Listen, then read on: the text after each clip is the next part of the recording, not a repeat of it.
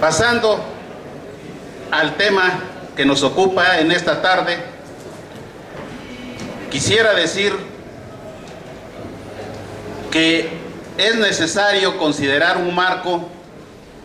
de carácter político-social que nos oriente acerca de los alcances, acerca de las ideas que podamos expresar sobre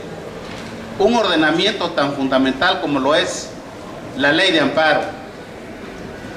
Ese marco político-social es el que todos conocemos y estamos viendo, lo estamos viviendo, cómo estamos pasando por un proceso, sobre todo político, en el que se están dando cambios, incluso drásticos,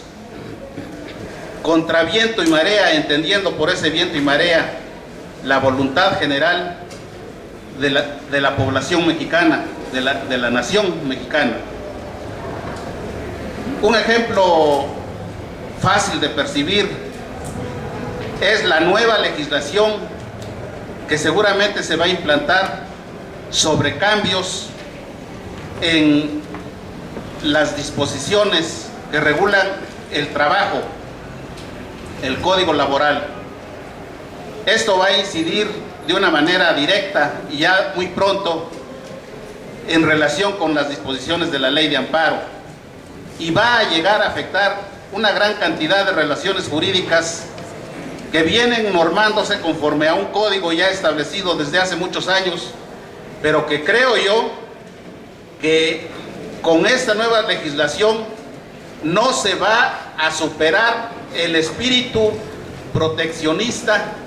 el espíritu social de la legislación laboral, sino que va en contra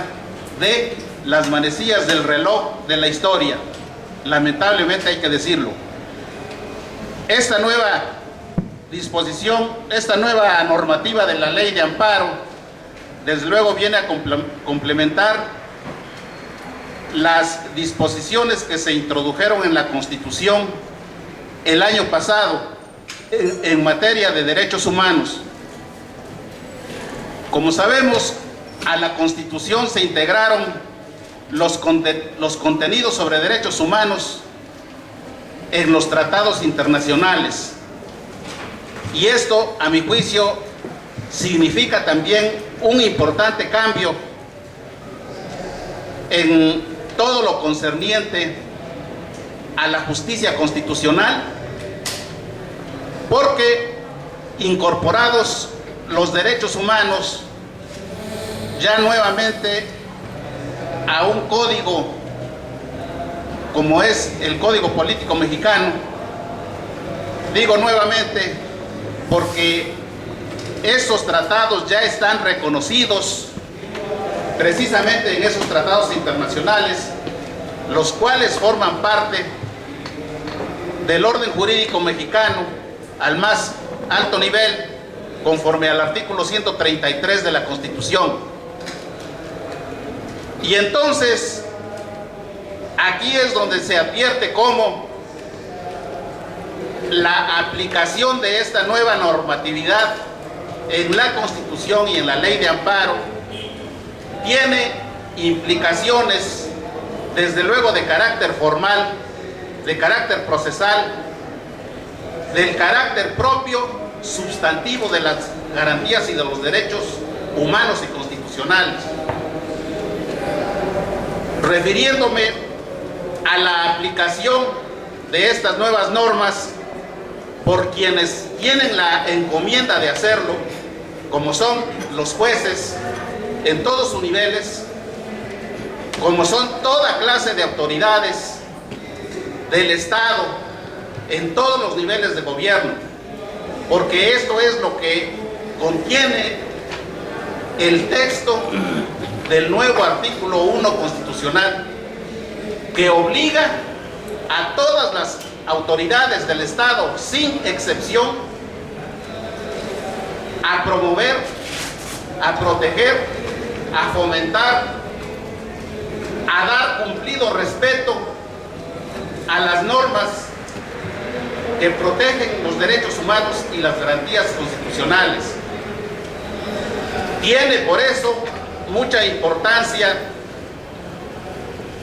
la forma de la estructura del Estado encargada de la aplicación de estas normas. Refiriéndome al Poder Judicial Federal, veo con bastante pena que en las disposiciones de la nueva legislación de amparo, que es una legislación que está en proceso, todavía no es ley, porque hasta donde tengo conocimiento ha sido ya aprobada esta legislación de amparo por el Senado de la República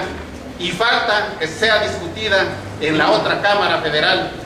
en la Cámara de Diputados. Entonces todavía no podemos hablar de una nueva legislación propiamente dicho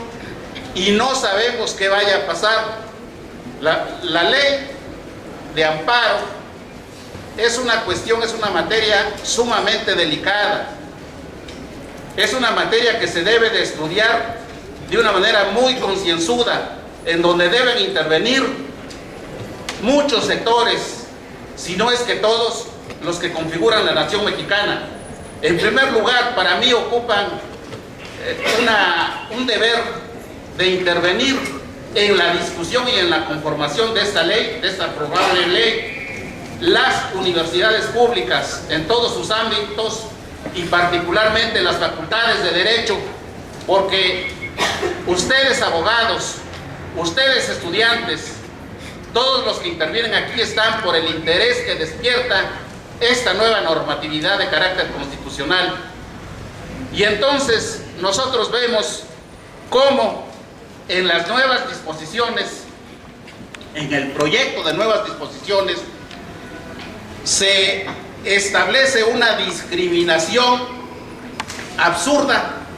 y condenable. El artículo 1 de la Constitución, de una manera muy llana y muy sencilla, establece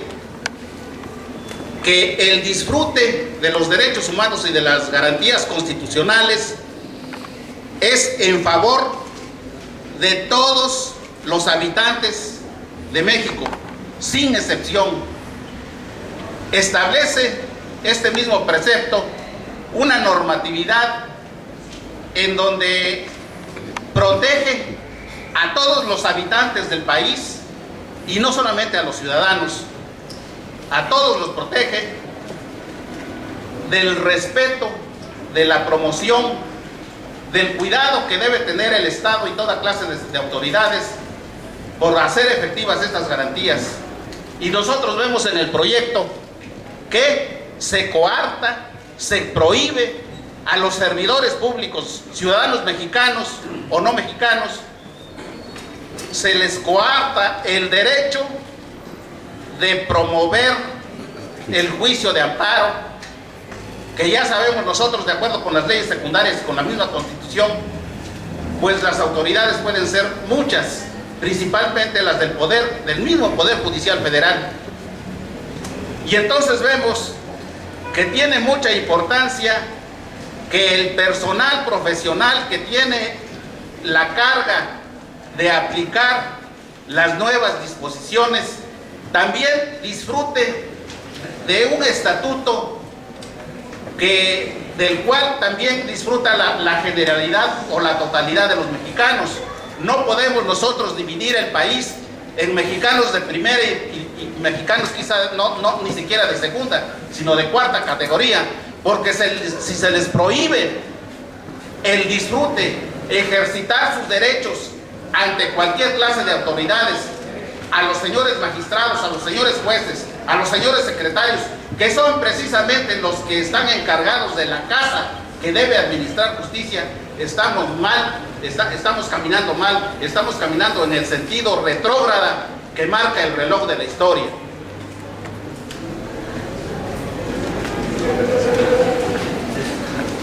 Bueno,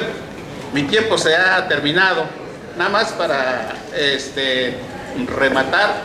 quisiera referirme, son muchos los temas, no es posible abordarlos todos, a la apariencia del buen derecho, que es una nueva institución que está establecida en las probables nuevas disposiciones y, a mi juicio, es elemento, es una figura que va a permitir a los jueces, incluso a los jueces del orden común, aplicar el espíritu de estas nuevas disposiciones, de esta figura de la apariencia del buen derecho, porque favorece los intereses de la concesión, de la suspensión provisional, sobre todo en las materias administrativas y civil.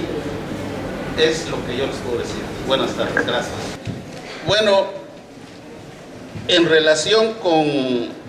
una manera de manejar las resoluciones que se dictan en los juicios de amparo en general, esto ocurre con más frecuencia en la mayoría de los juicios de amparo, quizás sea el 90% que se tramitan ante los juzgados de distrito. Como sabemos, se aplican una serie de criterios que desde luego los jueces los toman del texto expreso de la ley, sobre todo de la ley de amparo, las disposiciones que tienen que ver con el acto que por el que se tramita el amparo, y los principios en general de que nos proporciona la ciencia jurídica y la jurisprudencia de la Suprema Corte, las tesis también, que casi siempre se aplican como si fueran obligatorias. Las tesis de la Suprema Corte, las tesis aisladas, no son obligatorias. Claro, los doctrinistas o doctrinarios aconsejan que pueden servir de orientación, ¿verdad? Y eso es lo que hacen los jueces. Pero quisiera remarcar que esta manera de conceder el amparo para efectos frecuentemente origina fallas graves en la administración de justicia, prácticas que son negativas, porque aunque en el caso se presenten una cantidad de pruebas suficientes, como sobre todo ocurre cuando los actos reclamados provienen de actos dictados en procedimientos que se tramitan en forma de juicio o en forma de proceso, entonces normalmente existen pruebas suficientes para hacer no un estudio superficial que permite irse por las ramas, por decirlo así, como cuando se conceden amparos por falta de fundamentación y motivación, a pesar de que en el fondo existen pruebas suficientes para estudiar el fondo del acto reclamado. Y entonces aquí lo que hacen los jueces es, sin entrar al estudio del fondo, al estudio de las cuestiones propiamente constitucionales en sentido sustancial, pues se limitan a estudiar ciertas cuestiones de carácter formal y conceden el amparo para efectos, se dice, pero esos efectos generalmente consisten en que la autoridad de la que emana el acto reclamado dicte una nueva resolución, ahora con todos los requisitos según se desprenda del contenido de la sentencia que concede el amparo, y quizá no tenga mucha importancia si estos amparos se concedieran una vez. Lo que ocurre en la práctica es que a veces estos amparos se reiteran por una serie de lógica procesal en donde se repiten los actos de la autoridad y en esencia viene siendo el mismo acto reclamado. Y entonces, de esta clase de sentencias que concede el amparo, quizás sea la mayoría de las que dictan los tribunales, los juzgados de distrito sobre todo. Y entonces a mí me parece, en la nueva legislación propuesta, en la que está en proceso, no se contempla nada todavía sobre esto. No se dan no sé, por decirlo así, no se renuevan estas disposiciones con el objeto de limitar este tipo de efectos, este tipo de prácticas judiciales que es negativa